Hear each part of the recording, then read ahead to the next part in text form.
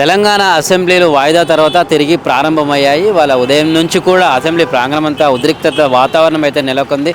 ఏదైతే ప్రగతిశీల యువజన సంఘం సంబంధించి చాలామంది అటు దాని నాయకులు కావచ్చు, యువకులు కావచ్చు, పెద్ద ఎత్తున అటు అసెంబ్లీ ముట్టడికి ప్రయత్నం చేశారు. ఎందుకంటే పెండింగ్ పోస్టులను లేదా ఖాళీగా ఉన్న ఉద్యోగ పోస్టులను పూర్తి స్థాయిలో నియామకాలు చేపట్టాలని చెప్పేసి కూడా ప్రభుత్వానికి వ్యతిరేకంగా నినాదాలు చేస్తూ ప్రభుత్వాన్ని డిమాండ్ చేస్తూ అసెంబ్లీని ముట్టడించారు. వాళ్ళు ఎక్కడికక్కడ వాళ్ళ ముట్టడిని కూడా పోలీసులు అడ్డు తగిలి వాళ్ళని అడ్డుకొని వాళ్ళందరినీ కూడా అరెస్ట్ చేయడం జరిగింది. అయితే ఓవైపు ఇక అసెంబ్లీ విషయానికి వస్తే అటు బీఆర్ఎస్ పార్టీ సంబంధించి అటు కాంగ్రెస్ అధికార పార్టీకి ఇటు ప్రతిపక్ష పార్టీకి హోరాహోరీగా సాగినట్టు మనకు స్పష్టమవుతూ ఉంది.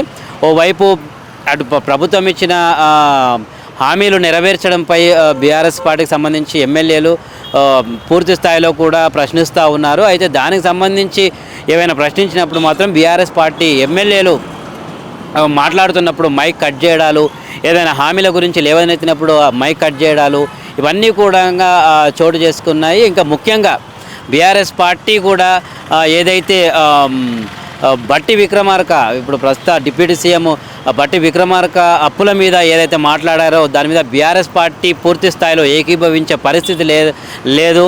ఎందుకంటే బట్టి విక్రమార్క డిప్యూటీ సీఎం ఉద్దేశపూర్వకంగానే తెలంగాణ అప్పులను తప్పుడు లెక్కలుగా చూపిస్తూ ఉన్నారని చెప్పేసి కూడా సభా ఉల్లంఘన అని చెప్పేసి సభా నియమాలను ఉల్లంఘించారని చెప్పేసి బీఆర్ఎస్ ఒక చెప్తా ఉన్నది. బీఆర్ఎస్ ఎమ్మెల్యేలు కూడా చెప్తా ఉన్నారు. ఆయన తెలంగాణకు సంబంధించిన అప్పులను తక్కువగా లేదా తప్పుడు లెక్కలు చూపిస్తూ ఉన్నారు. ఇలా చేయడం సభా నియమాలను ఉల్లంఘించినట్టు చెప్పేసి బీఆర్ఎస్ పార్టీకి సంబంధించిన పూర్తి స్థాయి ఎల్పీ మొత్తం ఎమ్మెల్యేలు వీళ్ళంతా కూడా ప్రతిపక్షంలో ఉన్న బీఆర్ఎస్ పార్టీకి సంబంధించిన ఎమ్మెల్యేలు కూడా చెప్తా ఉన్నారు.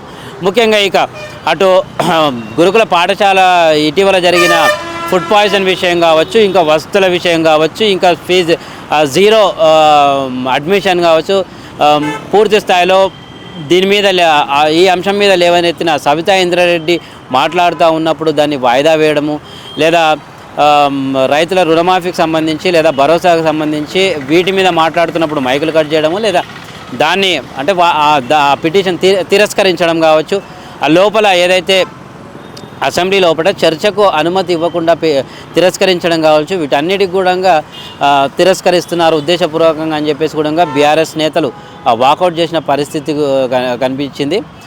ఇక అలాగే లగచర్ల మీద బీఆర్ఎస్ సంబంధించి పార్టీ ప్రతిపక్ష స్థాయి పూర్తి స్థాయిగా బీఆర్ఎస్ పార్టీ ఏదైతే ఒక లెటర్ రిలీజ్ చేసింది, దీని మీద చర్చ లేవనెత్తాలి అని చెప్పేసి దీన్ని కూడా పరిగణలోకి తీసుకునే పరిస్థితి లేదు. అలాగే ఓవైపు బీఆర్ఎస్ సంబంధించి జగదీష్ రెడ్డి కూడా కీలక వ్యాఖ్యలు చేసి ఉన్నారు. ఎందుకంటే ఓవరాల్గా తెలంగాణలో పోలీస్ పాలన నడుస్తూ ఉన్నది, అటు రైతుల నిర్బంధం నడుస్తూ ఉన్నది, నిరుద్యోగుల నిర్బంధం నడుస్తూ ఉన్నది, ఎమ్మెల్యేల అరెస్ట్ నడుస్తూ ఉన్నది. వీటన్నిటి మీద కూడా చర్చించాలి అంటే వాళ్ళు దీన్ని ఏమాత్రం చర్చకు తీసుకోవడం లేదు. దీన్ని ఏమాత్రం చర్చను వాయిదా వేస్తూ ఉన్నారు.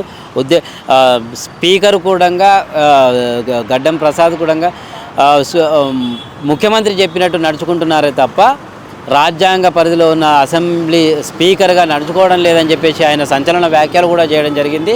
అయితే ఓవైపు కాంగ్రెస్ సంబంధించి సీతక్క కావచ్చు, మంత్రులు కావచ్చు, ఎమ్మెల్యేలు కావచ్చు, వారి ఎక్కడ చూడు కౌంటర్ అంటే ఒక కౌంటర్ ఇస్తున్న నేపథ్యంలో కాకపోతే కవరింగ్ చేస్తూ ఉన్నారు. హామీల గురించి మాట్లాడితే హామీల గురించి అంశాలు లేవనెత్తితే దాని మీద మాట్లాడట్లేదు, కానీ మిగతా విషయాల మీద మాట్లాడుతూ ఉన్నారు.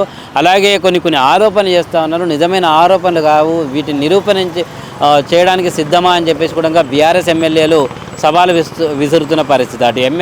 అటు కౌన్సిల్ కూడా అసలు శాసన మండలి కూడా హోరాహోరీగా నడుస్తూ ఉన్నది. ఎమ్మెల్సీ కవిత చేసిన కొన్ని అంశాలను లేవనెత్తి ఉన్నారు. వాటికి సంబంధించి కూడా పెద్ద ఎత్తున చర్చ నడుస్తూ ఉన్నది. మరి చూడాలి దీని మీద బీఆర్ఎస్ సంబంధించి మరి ఎంతవరకు పబ్లిక్ డొమైన్కి సంబంధించి ప్రజా అవసరాలకు సంబంధించి కాంగ్రెస్ పార్టీ అధికారంలోకి రావడానికి ఇచ్చిన 6 హామీలు ఓవైపు 4 పూర్తయ్యాయని చెప్పేసి మంత్రి సీతక్క చెప్పడము, కానీ ఎక్కడా కూడా పూర్తి స్థాయిలో హామీ లేదని చెప్పేసి బీఆర్ఎస్ కౌంటర్ రియాక్ట్ కావడము, దాన్ని చూస్తే మరి హోరాహోరీగా నడిచే పరిస్థితి అయితే కనిపిస్తూ ఉంది. కానీ మరి ఇలాగే ఒకవేళ బీఆర్ఎస్ ఇటువంటి అంశాలనే లేవనెత్తితే అటు తెలంగాణ తల్లి రీసెంట్గా తెలంగాణ తల్లి విషయం కూడా లేవనెత్తే లేవనెత్తినప్పుడు దాని మీద భిన్నమైన ఓవరాల్గా తెలంగాణ సమాజంలో భిన్నమైన రియాక్షన్స్ వచ్చాయన్నమాట. ఎక్కువ శాతం ప్రజలు దాన్ని తిరస్కరించడం జరిగింది.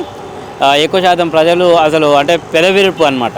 ఈ తెలంగాణ తల్లిని మార్పు మీద చాలామంది కూడా దాన్ని యాక్సెప్ట్ చేసే విధంగా లేరు అని చెప్పేసి కూడా ఈ అంశాన్ని లేవనెత్తారు. మరి చూడాలి మరి అసెంబ్లీ ముందు ఇంకా ఇప్పుడైతే వాకౌట్ అయింది, తర్వాత మళ్ళీ ఏ అంశాల మీద ప్రస్తావిస్తారు, ప్రజా అవసరాల మీద ప్రస్తావిస్తారా లేదా జస్ట్ దీన్ని కాంగ్రెస్ పార్టీ వైఫల్యాలను కప్పిపుచ్చుకునేందుకు మాత్రమే అసెంబ్లీ నడుపుతుందా అని చెప్పేసి బీఆర్ఎస్ క్వశ్చన్ చేస్తున్న పరిస్థితి ఉంది.